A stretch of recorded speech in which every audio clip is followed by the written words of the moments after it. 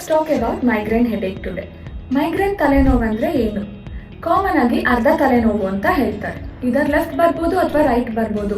ತುಂಬ ಕಾಮನ್ ಆಗಿ ಕಣ್ ಹತ್ರದಿಂದ ಶುರು ಆಗಿಬಿಟ್ಟು ಎಳ್ತಾ ಬರೋ ಥರ ಆಗುತ್ತೆ, ಅಥವಾ ಪಟ್ ಪಟ್ ಅಂತ ಹೊಡೆದಂಗೆ ಆಗ್ಬೋದು, ಒಂದು ಸೈಡ್ ತಲೆ ಭಾರ ಅನ್ಸೋದು, ಹಿಡ್ಕೊಂಡಂಗೆ ಆಗೋದು. ಈ ಥರದ್ದು ಮೈಗ್ರೇನ್ದು ಕ್ಯಾರೆಕ್ಟರ್ಸ್. ಮೋಸ್ಟ್ ಇಂಪಾರ್ಟೆಂಟ್ ಏನಂದರೆ ಸೌಂಡ್ ಮತ್ತು ಲೈಟ್ ಸೆನ್ಸಿಟಿವಿಟಿ.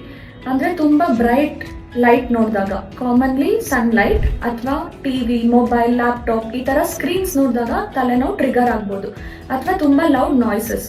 ಇದು ಬಿಟ್ಟು ಇನ್ಯಾವ ಕಾರಣಕ್ಕೆ ಟ್ರಿಗರ್ ಆಗ್ಬೋದು ಅಂದರೆ ಊಟ ತಿಂಡಿ ಕರೆಕ್ಟಾಗಿ ಮಾಡ್ದಲೇ ಇದ್ದಾಗ, ಟ್ರಾವೆಲ್ ಮಾಡಿದಾಗ, ಅಥವಾ ನೀರು ಕುಡ್ದಿಲ್ಲ, ನಿದ್ದೆಗೆಟ್ಟಿದ್ದೀರಾ, ಈ ಥರ ವಿಷಯಗಳಿಗೆ ಟ್ರಿಗರ್ ಆಗೋ ಅಂಥ ಹೆಡೇಕ್. ಈ ಥರ ಕ್ಯಾರೆಕ್ಟರ್ಸ್ ಇದೆ ಅಂದರೆ ಮೋಸ್ಟ್ ಕಾಮನ್ಲಿ ಇದು ಮೈಗ್ರೇನ್ ತಲೆನೋವು.